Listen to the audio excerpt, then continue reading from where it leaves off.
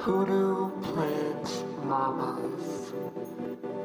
Get your soul fed and your spirit read. This here ain't no trend. I possess the power from way back when. Back when folk were stripped from all of their kin, so they had to find the magic within. Ancestors and gather my herbs. I conjure at my altar. Voodoo plant mama. I manifest growth and I release trauma. Child, we just out here trying to water our plants and mind our business, you know? Everybody ain't from the deep south, man. Everybody can't have culture like us. Hey y'all, and welcome back to another episode of Hoodoo Plant Mamas. I'm one of your co-hosts, Leah Nicole. And I'm Dani B. And today we have the pleasure of being joined by Money of Queer Walk Pod. Money, would you like to introduce yourself? Yeah, what up, y'all? Hey, everybody. My name is Montanique, but everybody calls me Money or Dr. Money. I use her, she, hers pronouns. Originally from Queens, New York, but currently based in Philly. I'm the host of Queer Walk the podcast. Yeah, the podcast for all things queer women of color. Mm-hmm. Before we get started, how is everyone doing? Dani B, how are you? I am making it. I had a chaotic week. I feel like I say this every time we record, but things settled. I'm in the process of transitioning into a new job, which I'll talk about at a later date. But you know, when you have to deal with all the HR stuff, that's like the least like it's just stressful all around. So, but that's settled and I'm feeling pretty good. Money, how have you been? I'm all right. I'm really good today because I went to Waffle House last night, and I don't know. I have such good memories of Waffle House from college that I feel like every time I go there, I just get a boost in my mood. Getting to see friends and hanging out with friends always really helps.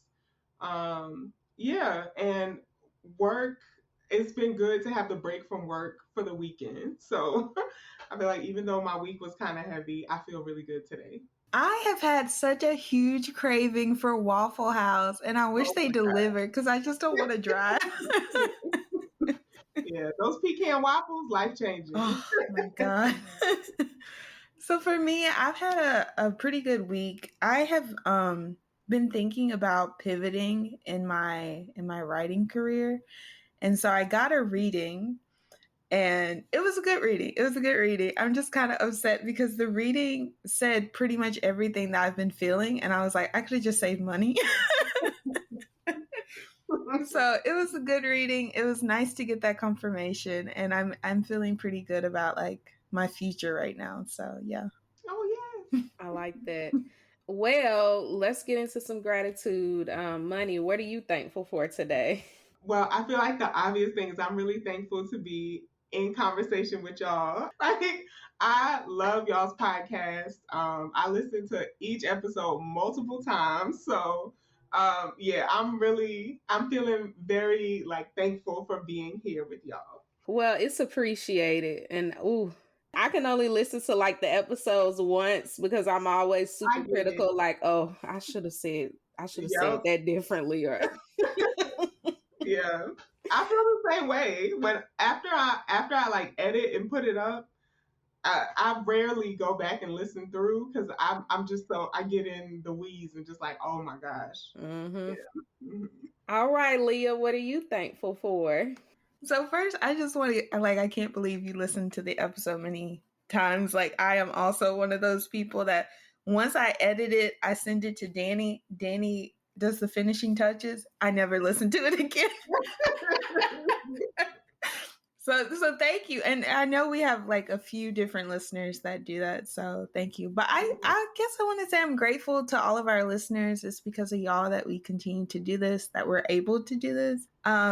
And it is a very impactful project for me. I know also for Dani, we both love doing this show. So we thank every single person who's listening to us right now. Well, I'm thankful for you, Money, and just, I don't know, I think it always feels good that people actually listen to us and like think it's good. And so I'm really thankful for like the community that we've been able to build through the podcast and just meeting and connecting with new people. I would have never thought when we first started. And even finding out that people, that we've been following, like listen to us and all that. So yeah, I'm thankful for that. And so I'm happy to be here today, especially. So, all righty. Well, I guess we can get into the episode. Yes, we can. So, Money actually reached out to us after our episode last season, When Therapy is Not Enough. So, one, thank you for doing that. And we're excited to have you on the show. So, when you reached out to us, you said that you had radical approaches to therapy. So, I was wondering if you can explain what that means and how you approach therapy. Yeah. Okay. So first, I'm also grateful. I want to express gratitude for y'all like waiting for me because I feel like my life has been a whirlwind the past year and a half. So like, thank y'all for that patience. And yeah, I really love that episode. I found myself like talking back to y'all more than I usually do when I listen. So I'm like, well, let me just see if I can like talk to them about the stuff I was thinking as I listened. So when I think about, I guess I should have said this up top, but I'm a therapist. So I'm a licensed marriage and family therapist in New York and Pennsylvania. By training, clinical mental health counseling and marriage and family therapy. Yeah, and I've been, as of 2022, I've been a therapist for 10 years now. I feel like that flew by. How have I been doing this for a decade? Yeah, so that's my background. That's what I do. I'm currently in private practice, a solo therapist. So when I think about my approach to therapy, I call it Black Feminist Narrative Therapy. I'm pretty sure I came up with that term when I was writing my dissertation. I haven't seen anybody else use it. Yeah, and so what I mean by that, there's like four main principles, and I had to write them down because I'm like, what am I thinking when I say Black feminist narrative? So I think first and foremost, the Combahee River Collective always is like central. It's like my guiding roadmap for like what am I doing in life and also in therapy. And so, folks who might not be familiar, the Combahee River Collective Statement is like a 6-page essay written by a group of Black women, most of whom were lesbians, but not all, in like the 70s, and got like widely published in I think 1978 or 1979, and it still slaps till today. Like, like it really feels like they could have wrote that yesterday. It feels like a collection of tweets from Black women today, and so, and I also think it's one of the like sharpest political statements that I've ever read of like, here is what we mean by politics, here is what we mean by our politics, and this is the goal that we're trying to get to. And so, I mean, it's really short, right? But it really changed like my life. And I think the central thing that I take from the Combahee River Collective Statement that guides my therapy work is that our healing has to be rooted in our identities. It has to be rooted in our experiences as like racialized, gendered, and queer folks. It has to come from our personal experiences of living with those identities in order for it to be helpful or impactful. And also, we know if we focus on the experiences of those most impacted, then everybody else gets free in the process. I think it was Raquel Willis who tweeted like trickle down doesn't work, but trickle up does. So like when we address the problems of folks who are most impacted, we all get free, and that's what the Combahee River Collective said in the 70s, right? That so that's like the first part. I think when I say I'm a radical therapist, I also think about Patricia Hill Collins, a Black feminist extraordinaire. I really think she a philosopher. Like people don't refer to her as such, but like she really is a philosopher. Like Black feminist thought is a philosophy book. um, but what I really take from PHC is the goal of social justice is not empowerment. I think that's a lot of the ways it's talked about. Like we're supposed to feel good and feel better and feel like we can do something. But what Patricia Hill Collins says in Black Feminist Thought is that the goal of social justice is liberation, right? Like we want to end all these systems that make us feel disempowered in the first place. That's what my therapy is about. Like I don't just want to give you the coping skill that's going to make you feel good for the week. I want to talk about how do we do sustained long-term healing work. And then I think about all the folks, Dr. Joy DeGroy, who wrote, I think her most famous work is like Post-Traumatic Slave Syndrome. That book, yeah. Audre Lorde, you know, prolific like writer, poet, warrior, mother. And the Salt Eaters, which I talk way too much about. But what I take from all of their work is like self-definition, um, and this commitment to telling our truths first to ourselves and then to each other. Um, yeah, I think we get defined by what we are not by oppression, you know, so we're like, oh, I'm anti-capitalist, I'm anti-racist, but it's like, but what are you though? What are you pro? Like, who are you? When you start to peel all those layers back. And the last thing, I'm still learning and growing here, but I think the last thing that makes my approach to therapy radical is the best word I feel like I can use for it is abolition. um like I do not believe in involuntary therapy, like involuntary treatment, whether that's outpatient treatment, mandating people to therapy, or inpatient treatment where we're mandating people to be held on 72-hour holds because of suicidal thoughts and stuff. I just don't believe in involuntary therapy. I think you know, radical consent in all ways. I also am really anybody who listens to the podcast knows that I think that licensure is a scam.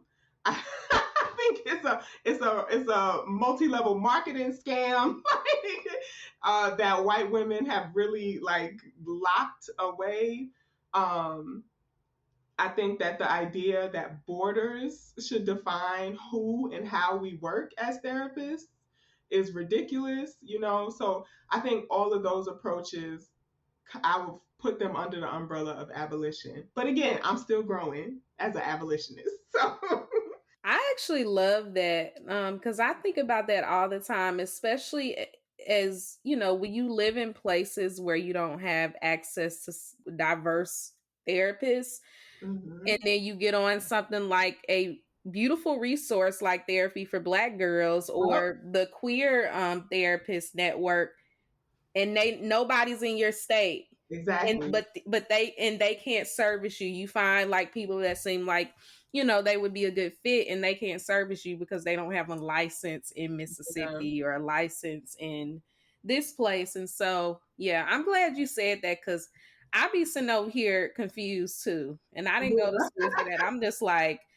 what's the point then if I got, you know, it just cuts people yeah, off who don't have those resources. Not every exactly. place has Black therapists, unfortunately, Exactly. Exactly. or black good ones that are Good. Black. Yeah. So I honestly, and this is from me, you know, going through my training programs, going through my PhD program, I honestly feel like the point of licensure is to one, lock folks with marginalized identities out of becoming credentialed practitioners. You know, it really is like a passing down of credentials. Like, can somebody sign off on to say that you can do a thing? I think it makes money for the state, so states don't want to lose out on that money of you paying. And exactly what you saying, Dani, like the ethic behind licensure is supposed to be that you know about resources in that area to refer people to in case of emergency, right? If we being real, like even if you are in a place, you don't know all of the resources that are there. that folks might need or can benefit from. So I think that's a really flimsy excuse for licensure. And I also think everything you said about like, I feel like I hope it doesn't happen because as a Black woman therapist, like I kind of need the credentials to be taken seriously at all. But I am totally prepared to fight for my license being taken because I just can't. I do not believe that any state board can prove to me that there's enough competent, culturally sensitive Black queer therapists for me to refer people to. So it's like Texas, for example. I've been thinking about for a very long time getting licensed in Texas because I want to be able to work with queer Black folks in Texas. You know, it's like, and there's like Utah, I think there's like two Black queer therapists in Texas, two Black, you know, it's like, so if I am competent, you know, if my work speaks for itself, you really gonna tell me I should refer them to some like harmful therapist that they are gonna have to first do all the work of teaching about their identities before they could even get into healing? No. So something that I have been thinking a lot about, and this is something that Dr. Joy talked about on her podcast, Therapy for Black Girls, but I'm interested in your thoughts as well as a therapist. So on social media, there has been a lot of co-opting of therapy language. And so one example that Dr. Joy used was trauma bond. And the way that she described it made it sound like Stockholm syndrome. Yep. But people will say it like, these two people experienced this trauma together, so therefore it's a trauma bond. Yeah. And so I'm wondering, what do you think like this sort of bastardization of therapy language does to therapy and also does to people who are trying to seek therapy? Yes. Oh, that's such a good question. So I too listened to that episode of Dr. Joy talking about that. And I actually covered trauma bonds specifically, like that language, in episode 107 of Queer Walk, the podcast. If y'all want to go listen, I do like a deep dive on trauma bonds there, and like it actually is Stockholm syndrome, which is like the most. I think that's the most recognizable languaging around what a trauma bond is. Yeah, abusive love, bonds of trauma, all kind of language like that have been used. But yeah, people use it as if like you got trauma, I got trauma, let's have trauma together. You know, like, that's how people use it when it actually is meant to refer to the dynamic in which you have to rely on or depend somehow on someone who is actively traumatizing you, which is really different than the way people talk about it, right? And so I think what happens is people seek services for the wrong thing, right? So people are like, oh, we have a trauma bond because we both shared our trauma with each other or we experienced this traumatic event together. And so then a therapist or a helping professional comes in probably really pathologizing the relationship and saying and trying to identify which person is the abuser or the abusee, like where is the trauma happening when that's not actually what's happening, right? um and so yeah, I called it diagnostic drift. It's like when a diagnosis, and I have a lot of problems with diagnoses, but I think they are really helpful in like seeking out who is really good at helping you with something you're dealing with. But when the language starts to mean something different in like popular vernacular, then people go seek services, don't feel like they're helped because the thing that they're actually dealing with is not the term that they're using. And then they give up on therapy, right? Like, oh, this wasn't helpful. Like, we're still in this. Well, I think what people really are talking about when they talk about trauma bonds in the way of like, we have a shared trauma is codependency. Um, and you know, I'm like, I don't think all codependency is bad. I'll say that. I think we live in a very individualistic capitalist society that tells us we don't need each other. in order to survive. So I think codependency gets a really bad rep too, but it's a whole different experience to go to therapy to talk about codependency as opposed to a trauma bond, you know? So I think that happens. It's like people seek services and then don't get the help that they feel like they need because we're using the terminology wrong. I think it especially happens with TikTok, like because it's so short and people feel like, oh, this is so relatable that people start to identify with diagnoses that they don't necessarily meet the criteria for. And then we start to feel sicker than ever, right? We have this whole list of diagnoses. We think we are so messed up, like we are beyond beyond the beyond. That our trauma has broken us beyond repair, and I think that keeps us out of community. First of all, it keeps us from reaching for one another. I think it keeps us from actually feeling like problems are endable. Like you don't have to deal with this for the rest of your life. That it can just be something you're experiencing right now. Ultimately, as y'all were talking about on the when therapy is not enough, it keeps us from questioning the society that we live in that causes us to deal with these things in the first place. I'm glad you said that because I read up on codependency for the first time maybe a few months ago when a friend recommended it because I think I had the wrong definition of codependency in my head. Mm-hmm. And that's when I started noticing, like when you really read about it, you not only do you see the ways codependency has affected you, but you also see that like some stuff that you thought was healthy wasn't. Mm-hmm. And I feel like the trauma bonding thing, I'm not saying this for everybody, but I think using that language, sometimes people use it to avoid like dealing with the fact that like some not healthy is going on between, like, I feel like some people do know that they're codependent. And they're calling it trauma bonding. And I don't know why that's so alluring. I'm not going to say they don't understand that it's not healthy because obviously trauma bonding, if you're using it in that way, is unhealthy. But I don't know. I think there is like a reason people are like misconstruing the two. I think it's some kind of avoidance or something. Ooh.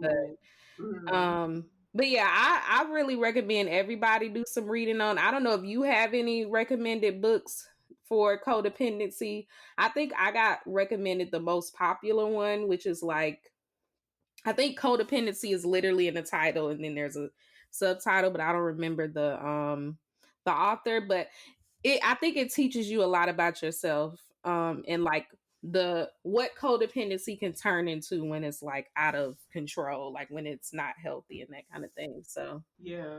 I don't have any suggested readings for codependency, but I think what I will say if folks are looking for resources on codependency is I'm totally biased and I'm happy with this bias that I think you should be looking for work coming from either social workers or marriage and family therapists because even though there's a lot of problems with like the structure of training for those two fields too, we at least take a systemic and relational approach to problems. When I say we, I mean marriage and family therapists and social workers, right? We're trained to see problems socially, relationally, it's like intergenerationally, whereas other mental health professions are trained to see the problem as like you really like it's something you dealing with, it's something wrong with the way you do relationships.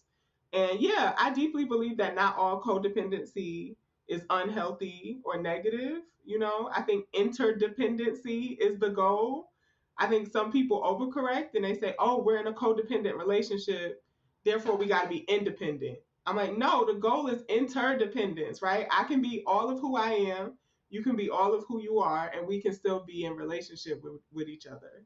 So something you said that I do agree with is this idea that we're sicker than we actually are and that we take on these diagnoses that we don't have. And I think that that was a lot of what I was thinking about in our therapy episode. And I don't want to say everyone thinks they're mentally ill, but I do think that sometimes things will show up as general anxiety and depression, Right. and it's not always like mental illness. Yeah. For example, I'm thinking about like people can have a different neurotype and it will present as a mental illness. I'm also thinking about suffering, like general suffering, having Yeah. to deal with microaggressions, racism, capitalism, heteropatriarchy, like all of Yeah. these isms. Mm-hmm. And so it can look like mental illness and it's not. And I think that looking at therapy, and oftentimes, for me at least, I have been diagnosed with things and all it was that I'm neurodivergent. I wasn't Yeah. really like, now I don't have panic attacks and stuff anymore. So people are like, you Mm-hmm. cured your anxiety. And I'm like, I didn't really cure it. I just Mm-hmm. kind of learned the way that my brain works and I Exactly. accommodated for that. But oftentimes it will be seen as like, oh, I have this diagnosis or I'm mentally ill. And you're not always mentally ill. I guess that's what I'm trying to say. It's not Mm-hmm. always mental illness. Sometimes it can be suffering. Sometimes you can have a different neurotype. And I'm just wondering, like, how can people navigate that, especially with therapy? Whew, that's a big question. Yes. I feel like it's the thing I think about the most with like being a therapist and being a person, just like being on social media and stuff. I think the first thing related to what you said that I thought of is like when I first started as a therapist, even when I was still taking classes, like when I was doing my internship and practicum, the idea I mean, that was 10 years ago, right? So I'm talking about 2011, 2012. The idea was that we could heal, like that you might be struggling with something at the moment. Even something as big as like generalized anxiety disorder, and that you could move out of that. And that doesn't always have to be something you have. But what I've seen, I would say since like 2018, 2019, is people are like, it's up and it's stuck. Like, I have this and I will forever and ever be struggling and having this. And I don't know what to make of that change in such a short amount of time, that like people believe that they are unhealable. So that's my first thought, and I don't have no answers there. I don't know. I don't know what the cultural shift was from like, even if you meet the criteria for a diagnosis in the DSM, which is kind of like the book that therapists and doctors use to diagnose. Even if you meet those criteria, that doesn't mean that you will always meet those criteria. Like even if you just Google real quick, like what's the criteria for major depression or generalized anxiety disorder or ADHD or autism spectrum, once you read through that list, you can recognize that, like, oh, this one might go away in a year. This one might go away next week. So that's something that I still am questioning. I think the other thing that I thought about with that question is like, oh gosh, diagnosing is a whole mess. It is a mess. I think because, and y'all mentioned this in the episode on therapy too, therapists who work in certain systems, so like a lot of community agency therapists, which is where a lot of therapists of color work, right? Because we don't have the generational wealth that it takes to have like a brick and mortar practice, or to pay all the dues and fees to be licensed and stuff. So usually we're working in these agencies, right? In those spaces, you are taking insurance and you're under this managed care system, which means that everybody you see has to have a diagnosis. So whether or not it necessarily fits, you know what insurance will reimburse for, right? So something else y'all mentioned in the therapy episode was about grief being added to the DSM. I think it's called like prolonged grief disorder now or something like that. And basically you just have to be grieving for more than 3 months, which I mean, what black person what black person ain't? And bereavement has kind of always been in the DSM, but it's been more under like depression. And so I think with the newest version that came out in March of this year, um, they basically gave grief like its own category. And a lot of people had reactions to that. I mean, Twitter was going in, right? Like, how dare you make grief a mental disorder? But I felt like both ways about it. Because I'm like, yeah, I hate that grief is considered a mental health disorder. But now maybe somebody can go to therapy for grief because insurance companies will recognize the diagnosis code and will reimburse therapists for it. Whereas before, if you were going to therapy for grief, it was basically considered like elective, right? Like, so there's no diagnostic code. Most of the time, people got diagnosed with depression for going to therapy for grief. And so, yeah, that's just one example of how diagnosis is a whole mess. And really, it comes down to like, what will insurance companies pay for? Which, here we go again, capitalism, right? Right. That was literally like to build on what y'all were talking about. So I'm reading I'm reading this book called What's Your Grief? And I'm not like usually a self-help type person, but or at least like when it comes to the books, but I like the way they did like lists to kind of explain grief and some of the aspects of grief. And they also mentioned the DSM thing. But I do think that kind of similar to what Leah, what you mentioned about people getting diagnosed with something when they're just suffering. The more I learn about grief and read about it, I realize that a lot of, even from my own experience, has been grief, and you don't call it that. You call it depression or anxiety. So I actually see your point, Money, about being able to go both ways, because I don't think I thought about the aspect of if it's a diagnosis, people can now like maybe it'll be a way for people to actually seek help, and then it also be honored through Yeah. insurance and stuff. But I also thought that was like such a good point, because I do think a lot of people are just fucking grieving. Yes. Like, it's complicated because I'm like, how do you not, like, how do you stop? Like, how do you get treated out of grief when it's like just constant stuff back to back to back, especially for Black people and other people of color? So, yeah, I guess I had mixed feelings about it too, but I think the reading about grief, and there are other books about it, but I like that they are not biased.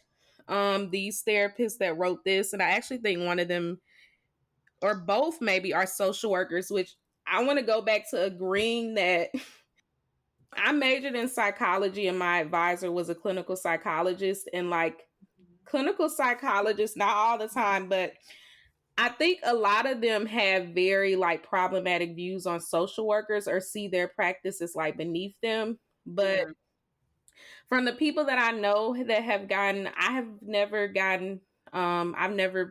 had access to a social worker for therapy, at least not one that worked out.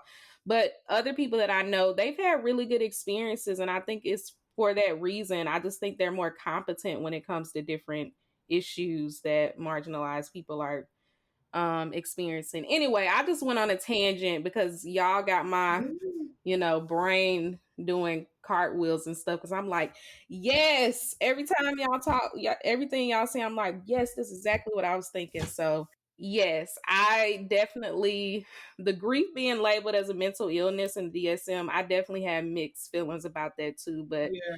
yeah, I definitely think it could also maybe be a good thing for people. Yeah. Do you think that therapists should share the diagnosis with the clients? Oh, absolutely. Okay. All right. So I want to back up a little bit. I think it's really important to know what the letters after a therapist's name stand for, right? And so, why I fully support social workers and marriage and family therapists as the best therapists out there for folks of color, for queer folks, for disabled folks, any margin that you fall in, I strongly suggest you first try to find a social worker or a marriage and family therapist. And I say that because our theories of therapy, like how we believe change happens, are systemic theories, right? So they look at problems systemically, maybe I'm giving it too much credit, but like, what is the history that went into this problem existing? The problem exists between people, between groups, between institutions and communities. Like, that's what social workers and marriage and family therapists are trained to do, right? To see things relationally and to intervene relationally. It's a very different approach because I got my master's degree in clinical mental health counseling. So if you'll see a therapist that has LMHC a lot, after that's mental health counseling, or LPC, licensed professional counselor, that's basically baby clinical psychology, right? It's like my master's degree is like the master's level of clinical psychology. And those theories, those approaches to how change happens, is your internal workings have to shift in order for you to experience shifts in your life, right? So that makes people feel like the problem. It's like, am I the drama? Is it me? Is it me? Like, and I always had reactions in those theory classes. You know, y'all talked about CBT in that episode. I wholeheartedly agree with everything y'all said about CBT. Yeah, that like classic school of cognitive behavioral therapy, it totally ignores the society in which we live in, and that don't our thoughts are not like apolitical, ahistorical, asocial. They don't just come out of nowhere, right? Like Asada Shakur said, like we don't just drop from the stars. We're shaped by our environments, like forged by our experiences, right? So it doesn't account for any of that. So clinical psych, clinical mental health counseling, they essentially take a medical approach to mental health, and I just don't think that in my opinion, I don't think that that's the best approach for working with marginalized populations. That's the approach that got, homosexuality put in the DSM. That's the approach that said enslaved Black folks wanting to be free was a mental illness. That's the approach that took indigenous children from their families and put them in like reform schools, right? So it's like I do not I do not fuck with the medical model of therapy. I think if it's not relational, it's not right for us, for us folks who have been impacted by the mental health system. That's such a good point, because even though this was undergrad and I thought I wanted to be a clinical psychologist, when I started experiencing what is it called, CBT, like in my actual therapeutic relationships, I kept thinking something was wrong with me because it never worked. Like, and I never could be consistent. And so what did I do? I quit, because one thing about me, I'ma never see you again. Like, I am not coming back, lady. So yeah, that's a good point, because I literally kept thinking like, maybe you the problem, because why do you keep ghosting these people? Yeah. I think the title of that episode was so good because like therapy isn't enough, right? I think it never will be under capitalism. And so kind of like when we were talking about grief, you know, how can you tell me that I should be over grieving when like I think to be Black in America is to be constantly grieving. There's no end, right? Which is also what I think about trauma. Like, I am so over people saying trauma informed, or like, no, because the trauma of racism does not take a day off, right? My trauma is not an incident, right? My trauma is oppressive and systemic and ongoing.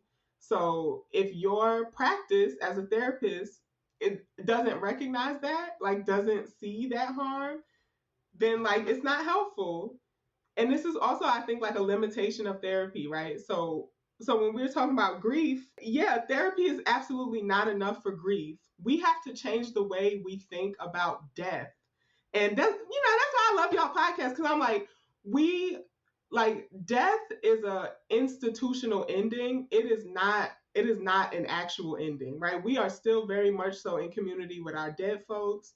We are still very much so impacted by people who have I mean, folks who died way before I was born impacted my life, you know? So it's like, how can you tell me that death is an ending? You know, it's like, it's not.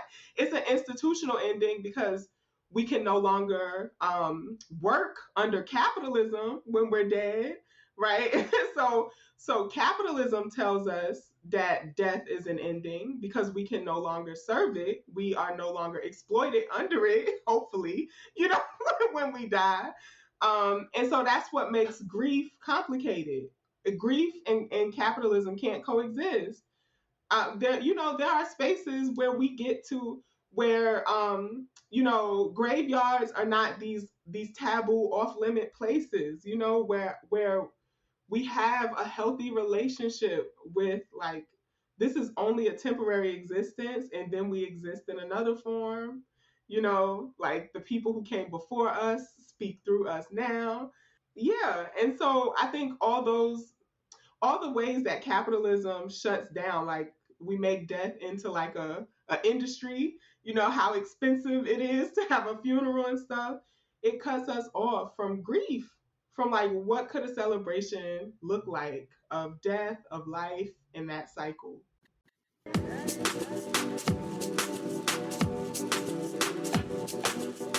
Thank y'all for tuning into our show. If you want to support us, you can rate and review us on Spotify and Apple Podcasts. You can follow us on Twitter at Hoodoo Plants and Instagram at Hoodoo Plant Mamas. You can always find us on Patreon, where we share exclusive video, plant, and spiritual content for only $3 a month. We have a new patron, Tasha. Thank you for joining us. If you prefer a one-time donation, you can hit us up on Cashapp, $ Hoodoo Plant Mamas, or PayPal, hoodooplantmamas@gmail.com. Let's get back to the show.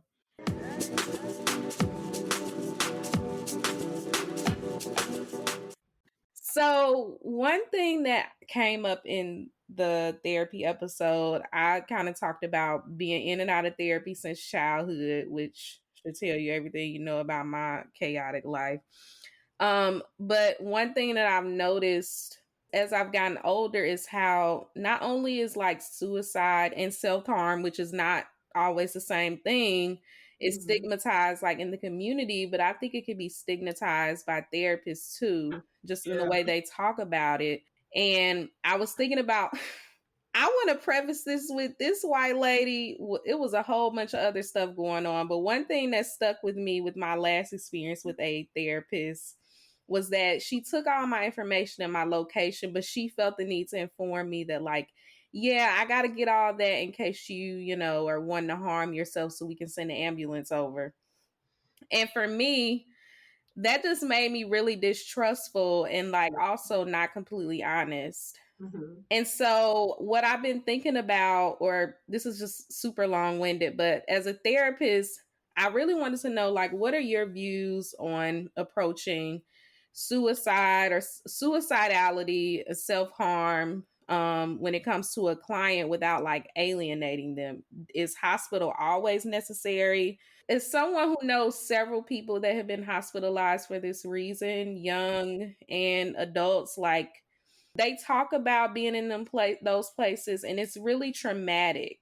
Yes. You know what I mean? And it's complicated because I have complicated feelings about being in hospitals, because on one hand, I understand that some people functionally have a hard time being out with the rest of society. But on the other hand, I just wish that there was like something different. So yeah. So what are your thoughts on that? Yeah. So the good news is that there is something different. This is not a part of our, we always think about like, what would a post-revolutionary world look like? We don't have to imagine or dream about that when it comes to suicide. Like, we have answers. We're doing it now. So I want to get there, but to back up, so kind of what I was talking about when I talked about my approach to therapy, being like under this abolitionist umbrella, I don't believe in confining people against their will, or even the way that we currently do hospitalization. Even if you voluntarily, like, if you like, no, I really need this, I don't believe in the way we do it. I've never heard not one person report having a positive healing experience from inpatient treatment for suicide. Never. Right? Like not one. Even people who have been like, yes, I need to go to the hospital, Dr. Money, like it's not a good experience. And I think one is because we start to deny people their right to consent in these spaces, right? So like oftentimes, not always, a like requirement or prerequisite for you being released is that you take the medication and you take it yourself, like you give it to yourself, right? So you have to be what they call medication compliant before they release you. What if you just needed the 72 hours away from whatever was making you feel like you needed to end your life? And that medication, which antidepressants, new researchers, we don't even know how those work, right? So it's like, what if the medication isn't the thing that's actually going to show you that I'm actually feeling better? But that's the measurable behavioral, again, cognitive behavioral, right? Like that's the thing we can point to and measure and say, oh, you're doing better because you're taking this medicine. But are we? Are we better or are we just more medicated? What you shared about your experience of going to a therapist and then being like, I have to have this information in case I need to send an ambulance, that is such an alarming thing to say to a Black person because, like, oftentimes, first responders come with police. That's not going to make a Black person feel safe. And first responders are not trained to intervene with mental health crises. Like it's getting better with EMTs. Like some EMTs have like, like panic attack or anxiety attack training and stuff. But cops damn sure don't. So it's like you call 911 and they show up and now it escalates the situation. It's a whole thing, like we've seen cases of like folks where people will do like a call, like, hey, I just want somebody to go over and check on them, and then this Black person ends up losing their life at the hands of the police, right? For a fucking wellness call. So yeah, I also think suicide and grief, like all these, I think about them as so tied to capitalism, like us having to constantly work for anything that we want to have or be in this life. It is so much easier to imagine the end of your own life than it is to imagine the end of having to work to have a place to live. Like it is so much easier to imagine like yourself no longer existing than it is to imagine ableism no longer existing or like transphobia no longer existing. Exactly what y'all said in the other episode is a totally rational reaction to be suicidal in a world where everywhere you turn is telling you that we don't want you to exist here. I even think about very small ways of like just sitting in public and there's no loitering signs. Just like, where can you be? Where can you be in this world that does not cost money, that you won't experience anti-Blackness, that you won't feel unsafe as like a femme or a woman or a queer person? Yeah, so I think suicidality is like a rational response to the world, the society that we're forced to survive. And if we started to talk about it like that more, as opposed to there's something wrong with you for not wanting to be in this world, I think it would put us in a different place. And so the ways that we already have to deal with suicide in a different way. So I want to shout out, there's this podcast called Mad in America. It's like an abolitionist, disability justice informed mental health podcast. And there's another one called Psychiatry Is, and it's basically like shitting on psychiatry, right? but what's funny is like the host is a psychiatrist, right? Like went to school for psychiatry and through that process like got radicalized and was like, the way we do this is wrong. So those two podcasts have given me a lot of resources in being a abolitionist therapist when it comes to suicide specifically. So current things that we have that work, that we know work for suicide, and when I say work, it means decrease people's intrusive thoughts, plans, or attempts of suicide.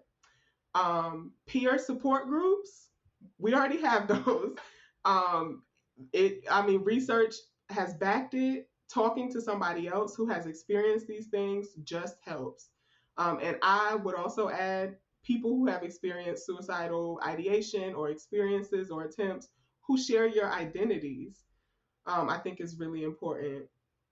So yeah, peer support groups, respite houses, which I know they're like few and far between these days, but they're literally just like places you can go. They sometimes have like nurse practitioners or nurses on staff just in case people have like medication needs or health concerns. But it's a totally voluntary place that you can go and just like be away from your life. Right? You can leave when you want to. You don't have to be medication compliant to leave. We have those. They're functioning. I know in Syracuse, I think there was like 2 or 3 before the pandemic. The pandemic made them a little wonky, right? They're like, oh, we can't take anybody new because of COVID. But yeah, there were like 2 or 3 in Syracuse alone. So I know they're like few and far between, but they're there. Mandated supporting is a alternative to mandated reporting, which is when therapists call 911 and send people to your house or wherever you are. There's already an alternative to that. It's called mandated supporting. There's like an abolitionist therapy network where people share resources about how to do this. But basically, it looks like a person discloses to their therapist that they are suicidal and actively so, like have a plan, don't see life continuing much longer. And in that session, the therapist is like, "Who are your people? Like, if you could say goodbye to 5 people right now, who would they be?" Right? Or another way, because sometimes it's really hard for us to access who cares about us when we are feeling that way. So maybe like, who would you want if they were feeling this way? Who would you want to say goodbye to you? Because then it's really easy for us to know who we care about, but not necessarily who cares about us. Um, and then we contact those people. You get the client's consent, contact those people, get them on. That's why I love virtual therapy. Get them on the Zoom link, get get them in the call. I've seen people start food trains, or I'm having a lot of scary thoughts right now. And then the other person's like, okay, I'll come spend the night with you tonight. You don't have to be alone. I've had my own friends do this for me, where they were literally like handing me off, child, like in shifts. Like, okay, I'm with money from 4 to 9. Who gonna come at 9? To relieve me. Like, for real. Like, there are therapists who are already doing these things, and there are like I think about Miriam Kaba's work. There are already abolitionists who have frameworks for us to show up for each other in ways that aren't like confinement pipelines of like reporting us to the state. No, because it's true. And I think all of what you said really boils down to community and finding out from people that I care about and us talking about it, that we have shared this experience of suffering with like suicidal thoughts. I think it has saved us individually in various ways, because sometimes you need to just get it out. And sometimes you need to just say, like, this is why I don't want to be alive anymore. Yep. And I think what you said about sharing the experience, I think it has made me feel more like you're not alone in this. And it's possible to survive this and that kind of thing. And yeah, I think community saves us. And one thing, I actually wrote about this and I didn't post it because I was like, somebody gonna call the police and have them come get me. But I actually did have a psychiatrist who, surprisingly, it wasn't that bad of an experience. It was the first time I actually felt like I sat in the office where somebody seen me as an adult. I mean, he wasn't perfect, but we did have a discussion about suicide. And one of the things that he said that I completely disagree with, and obviously I didn't say that, and I just said whatever he wanted to hear, was that he asked me that when you have these thoughts, are you dependent on like family, or is there something that's keeping you here? Because apparently you should want to be here on your own will, essentially. That's not his exact words, but I remember thinking, no, my grandma is keeping me here, and that shouldn't be wrong. And also, I know my grandma is not going to be here forever, but I think family and people that you love and care about being your lifeline. I know I don't think that's wrong. And I remember thinking, like, is this a thing that like they teaching? Like, is this something that like they are teaching therapists, that people need to be want to be alive on their own accord? Because I don't think most people are alive on their own accord at this rate. Like, I think most people's family and loved ones are their lifeline. And I just remember being so confused by that. So I'm really like thankful that you mentioned essentially the importance of community housing, of course, and Yes. like peer support groups and that kind of thing. Yeah, nah, to all of that. I think I know I have a particular perspective, as a black lesbian and all this stuff. And, you know, only like 4% of therapists are black, and like maybe two of that 4%, only like half of that is black women, and we are the most underpaid therapists. So, I think all those levels of my experience make me think about community in a particular way and like mental health in a really particular way. But aside from my own experience, when we talk about preventative factors, that's the word that research likes to use for how do we stop suicide. Um, like having meaningful relationships, feeling connected, feeling like you have a purpose. And I think this is also where, therapy likes to stray away from talking about spirituality too. But like, if you can't find a material reason for surviving, how powerful is it to think that, like, I mean, this thought has kept me going so much, but like, all of the black people who had to be okay enough to have a baby, to have a life, for me to exist. I think the connection to thinking about like ancestors and lineage is a very deep spiritual one, but it's also one that keeps my mental health on track a, a lot of times. I'm like, at the very least, how can I have one more experience so I can be a little bit more of an evolved ancestor when I do leave this place?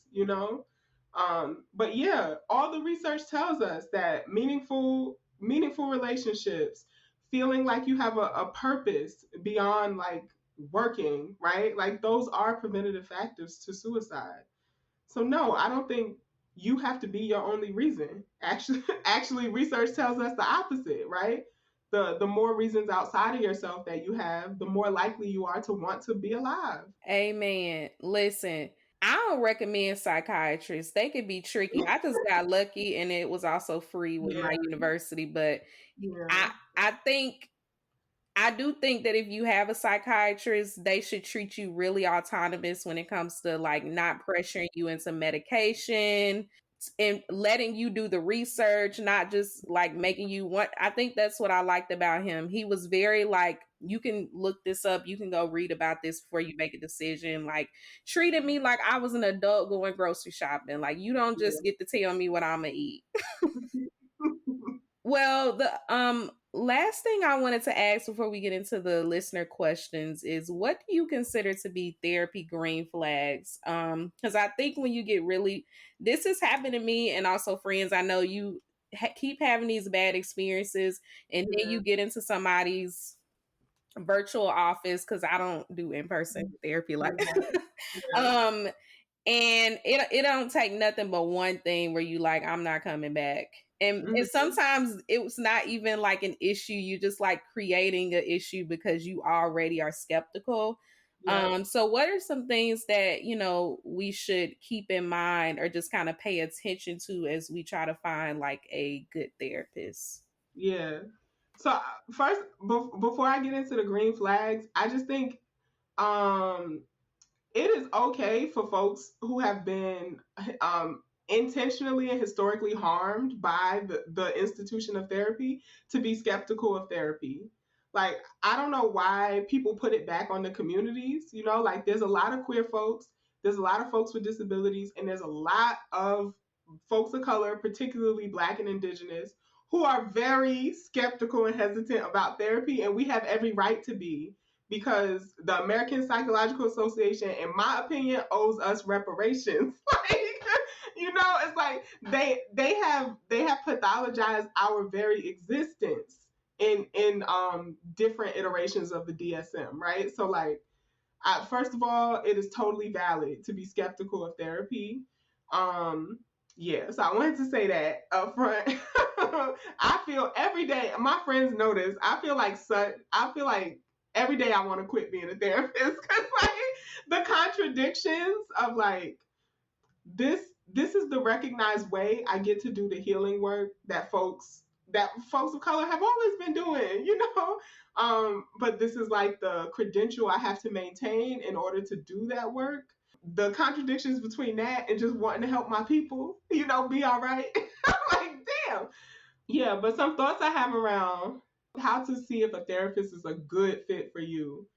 First of all, it is about fit, right? So therapy is a relationship, just like any other relationship. So yeah, you don't go on a bad date with somebody and say, "Oh, forget this, I'm never dating again." It's you might say, maybe I'm never having a first date at that restaurant again, or something like that. Trust your intuition. I mean, I don't know how else to say that, but like, if you don't feel comfortable opening up to this person, it's going to be very hard to open up to this person. so trust that feeling.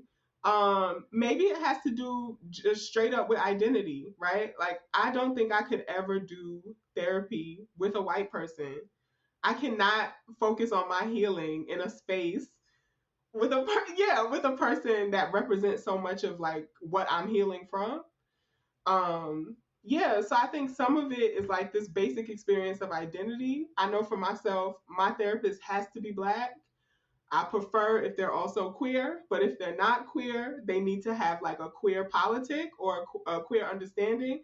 I don't need to be explaining any parts of my identity to you. Like, I need to just be able to come in and talk about my shit, right?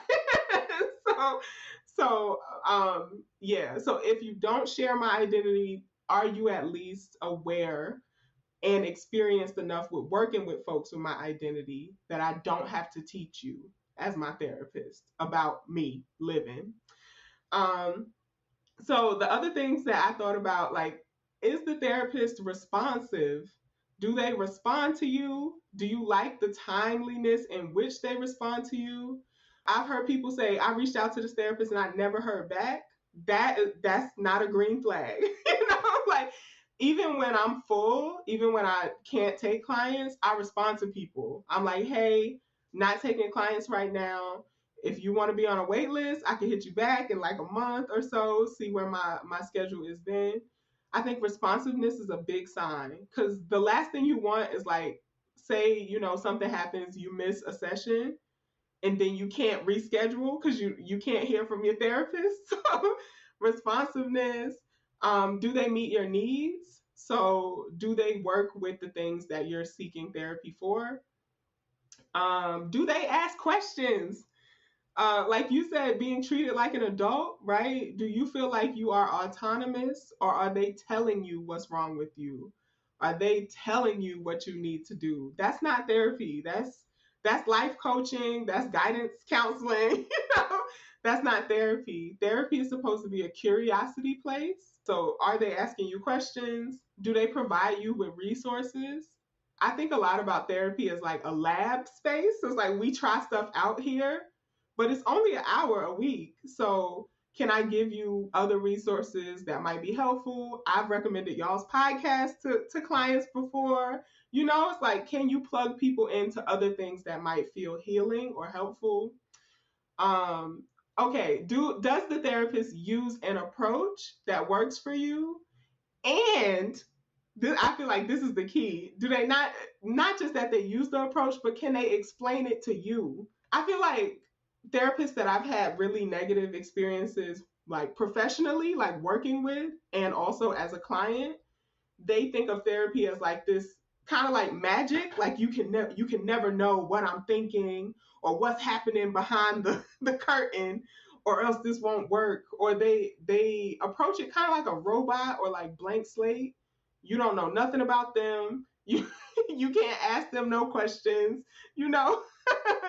I think that creates such a hierarchy of like, I am going to be like, I think Leah, you said this earlier, right? About diagnosis. Like, I'm the person diagnosing you. Like, this is your medical record, right? And you don't know it. You can't ask about it. You can't get anything from them, right? And then how did they come to that conclusion, right? Okay, you diagnosed me with that, but tell me about it. Tell me about how we landed on that diagnosis. Can they explain the theory that they use to do therapy? Any good therapist should be able to do that. Oh, and research them. When I say research, I mean look up what those letters mean. Like, cause people will have their name and then the whole alphabet after. You know, I'm one of them. I got a lot of letters, but look up what that means. If a therapist has a PhD, that means they wrote a dissertation. So what are they researching? What are they writing about? What are they interested in? Don't just Google them and find their social media. That is not a good way to see if a therapist is good for you. There are so many trash ass therapists with huge followings, right? So like, there are so many amazing therapists that have 24 followers, right? Anybody can write a really good, like, snappy post that gets shared a lot. That doesn't mean it's going to feel good for you to talk to that person for a whole hour. So, yeah, look up what the letters mean. Look up if they've written anything. If they're not writing, like, where did they go to school? Where are they from? Get a sense of them as a person. Well, I think that's all the questions we have. We did have a few listeners who wrote in and wanted to ask you some questions. So the first one is from Koshi, who asked, how do you navigate feeling safe in good relations when you've had chaos your whole life? Yeah. Oh, I love this question. I feel like this is the question I probably talk through the most in different versions with my clients, because I do relational work. So the first thing I want to say to that is, like, familiarity does not equal safety. So just because something is familiar or comfortable doesn't mean that it's safe. So a really good metaphor for this is, y'all know when the battery starts dying in your smoke detector and it beeps. After a while, you get used to that beeping, right? And you don't even notice it anymore. But somebody come to your house and they like, oh, you need to change you need to change that battery in that smoke detector. That's literally what, like, our systems do when we get used to chaos, traumatic experiences, abusive relationships, right? It's like we don't even notice it anymore. We can't even hear it. That doesn't mean that it's safe, right? If that battery is dead in that smoke detector and smoke is in the house, it's not gonna alarm, right? So I also really like to think about our responses to being unsafe as like a oven. So you cook something, you have a bomb meal, you preheat the oven to 350, but as soon as you turn that knob off, the oven is still hot. You can't just go stick your hand in the oven as soon as you turn it off. That's the same for our systems when we are recovering from abuse, from trauma. We can't just expect ourselves to be okay just because the traumatic thing is like removed. It's like you need a minute to cool down, to readjust, to find new ways to regulate. And so I think not confusing, oh, I recognize this. I know who to be in this situation. This feels familiar to me. Not confusing that with being safe. The other things I would say is, like, learning to survive in chaos. This is also some of the reason why people find it so hard to leave abusive situations, is that the inconsistency of the happy moments, so like kind of like waiting to see when the next smooth moment or the reward is going to come from loving this person. That starts to be like kind of like a slot machine, right? And we get like addicted to the, when is it going to pay off? When is it going to pay off? I've been enduring and suffering all this time. When is it going to be good again?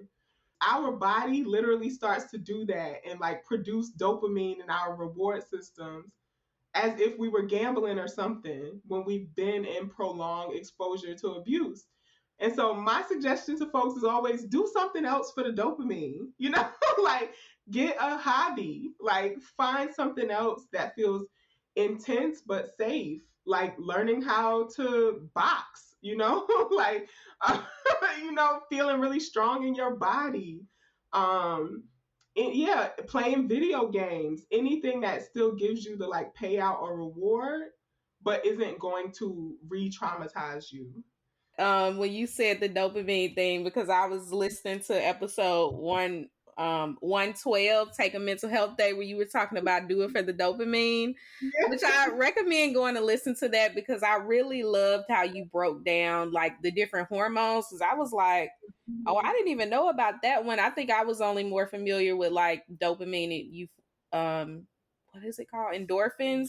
But yeah, I recommend listen to that to just like get the ways that you can, you know, boost the hormones that kind of make you feel well and healthy. That's what I was thinking about. Sorry.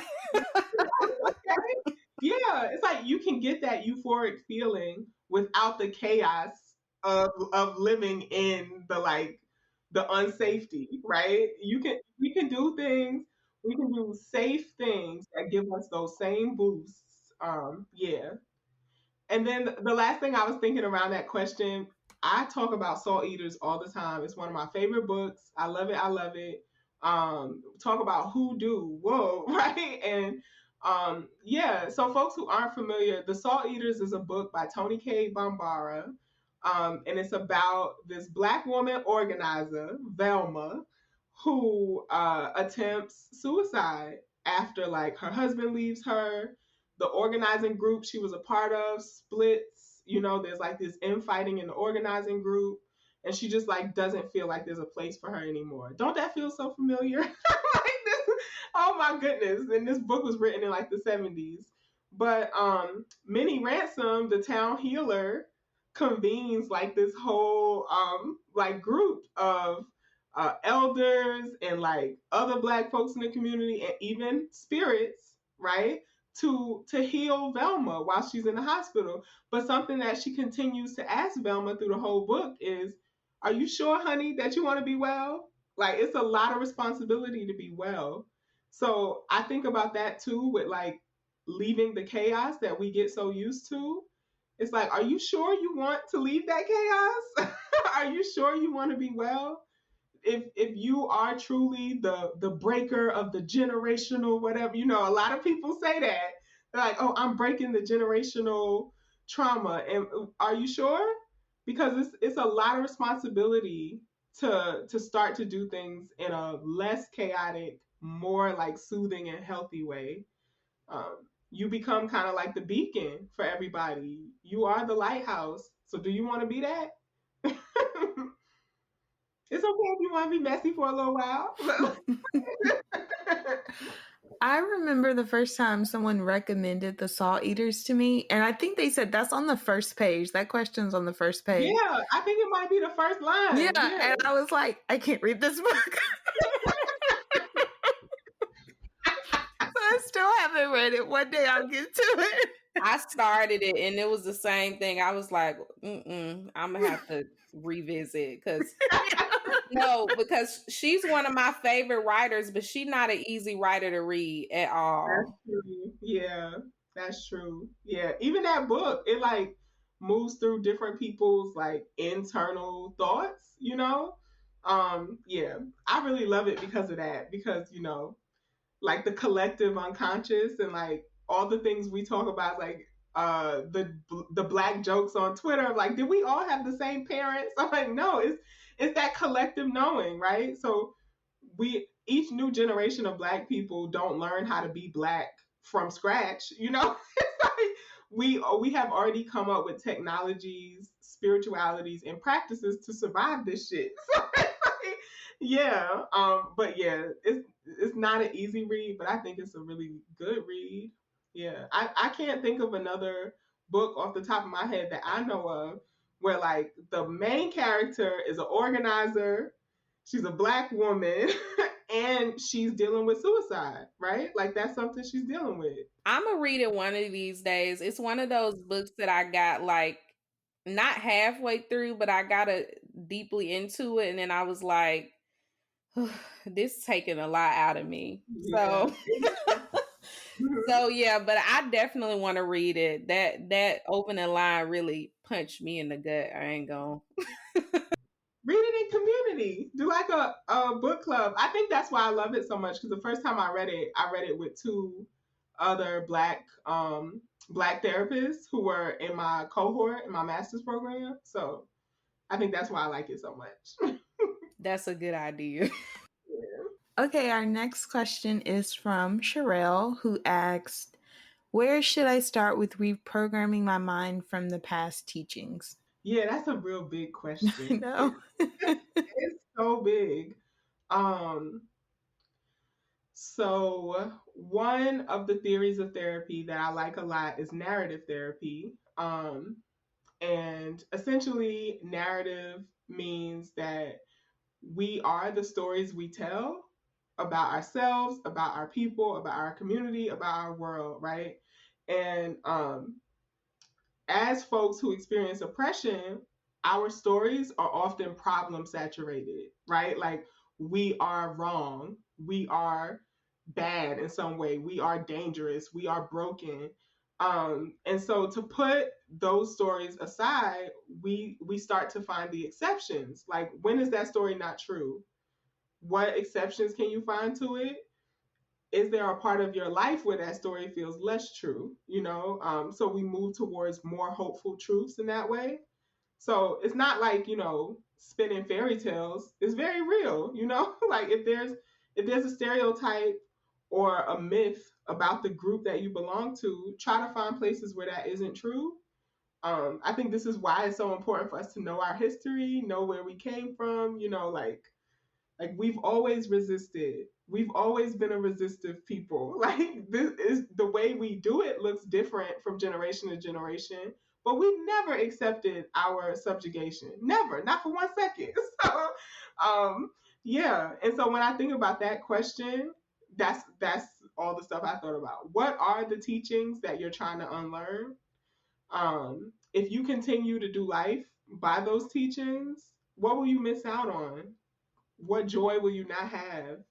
What are the more hopeful and helpful truths that you actually want to live your life by? And I always say this to my clients, what's the smallest possible shift you can make to start to live into those values? Cuz I think a lot of times we think of healing and change in general as like a 180, right? I got to go from here, I got to go from A to B, or I did nothing. That's not true, right? There's a lot of steps and space in between. So I like to think about change as like, what's the smallest thing I can do to shift out of living my life by these truths that I was taught before? If I believed I was free, what is the smallest thing I could do today to prove that to myself?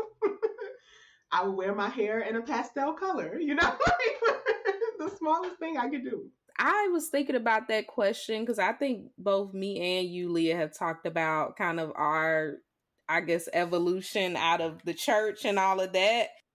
And I was thinking about how people, like, we always have, all of us, we have this like desire to like, when it comes to reprogramming or undoing certain types of, mindset and like patterns that we have, we always think about it in like such a linear way.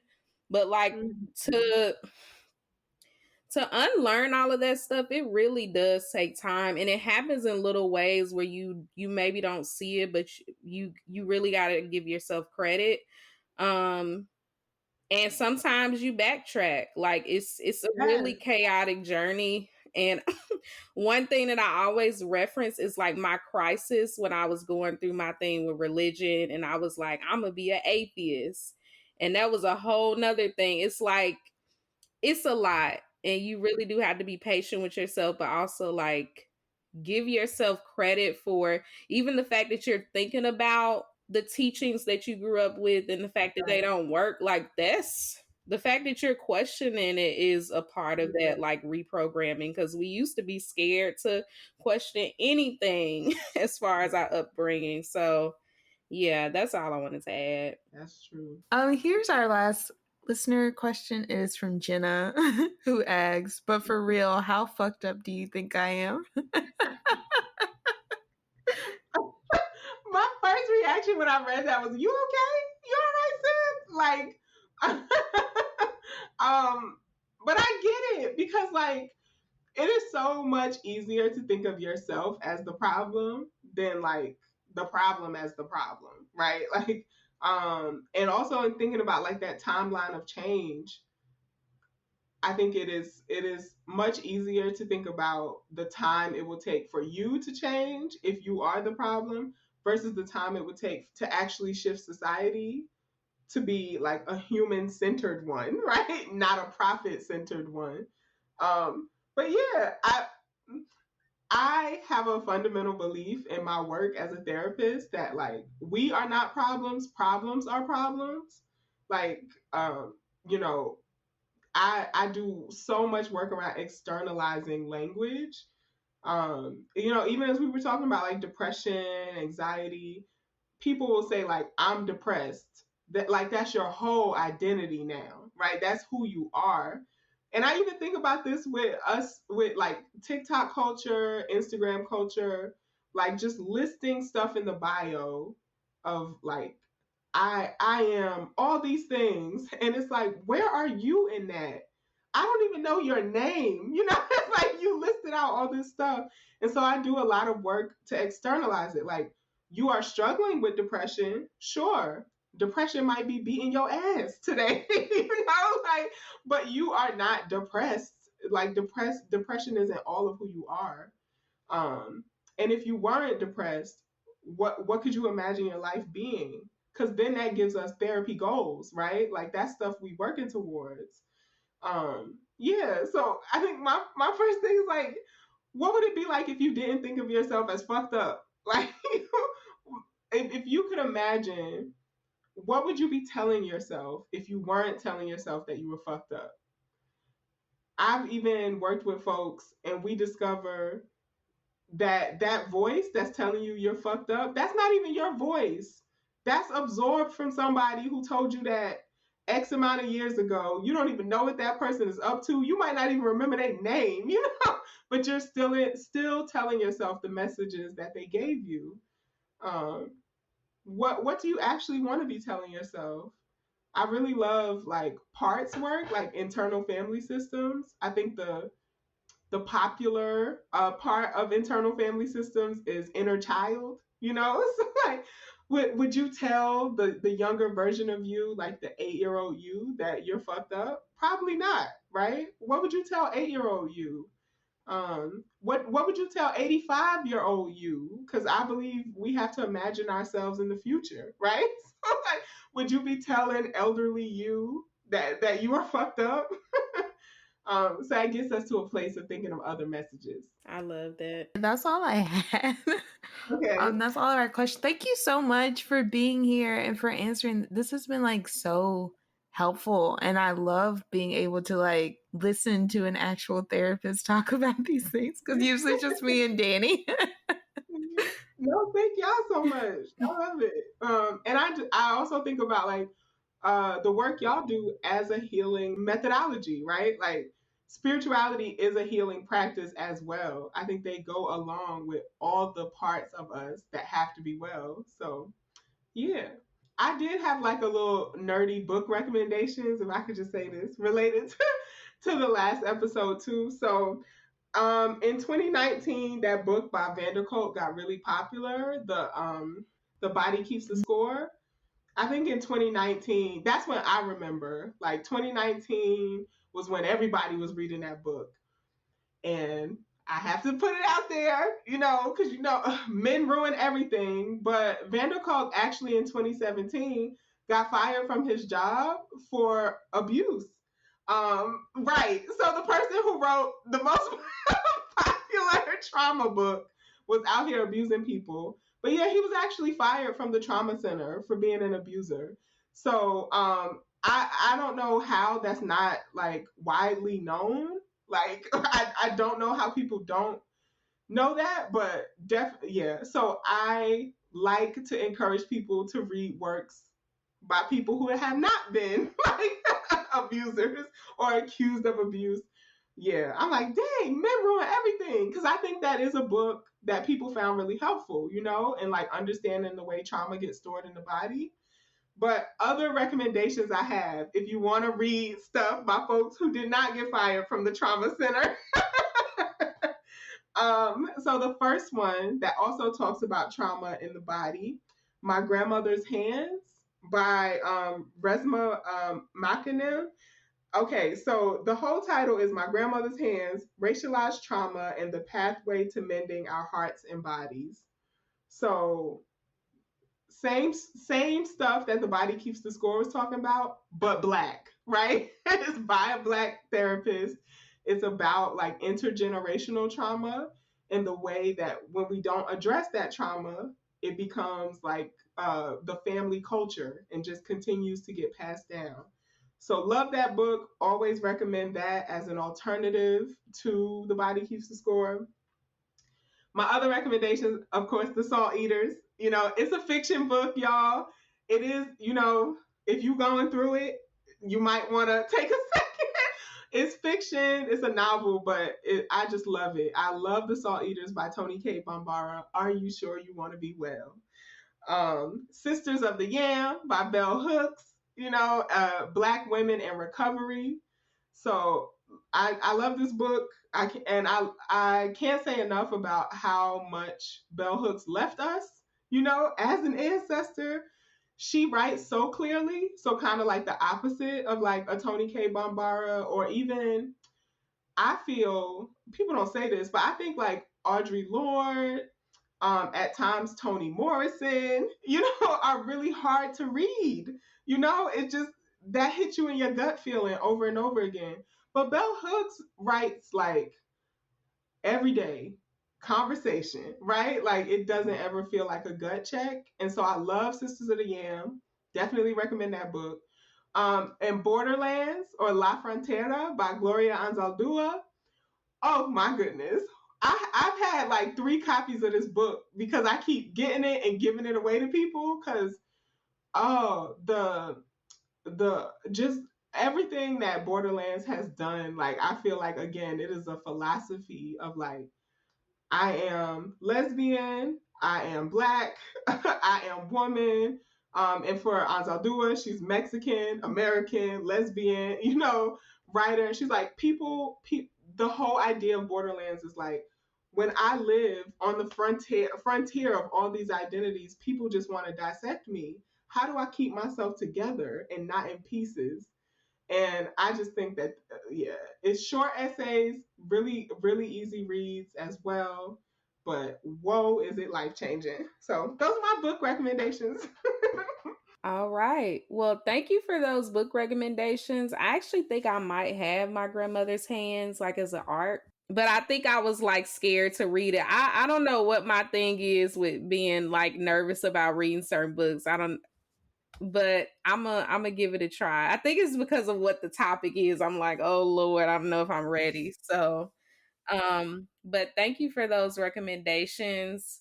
Read them in community, I Dani. know. I think this is probably the best way for me to read like really heavy books. Cause by Yeah, myself, I'd be like, I don't feel like crying, so I ain't reading yeah, yeah. We And can also, read Salt Eaters together if it makes you feel better. yes, Yes. Yeah. I'll reread it with y'all anytime. Listen. No, 'cause we might have to have a whole nother discussion about that book then. Well, if you like this episode, you can like, rate, and review Hoodoo Plant Mamas on Spotify and Apple Podcasts. Shout out to Joe who left the review about our Children Are Divine episode. Joe says, it was wonderful to hear y'all hold space for children and their feelings in such a beautiful way. This episode resonated with me deeply, and it was nice to hear more about children as an oppressed group. Y'all are doing amazing work. Thank you for sharing. Thanks, Joe. If anything from the show resonated with you, make sure to share with us on social media. You can find us on Twitter at Hoodoo Plants and Instagram at Hoodoo Plant Mamas. Stay tuned for the next episode. Thanks for listening. Bye. Bye.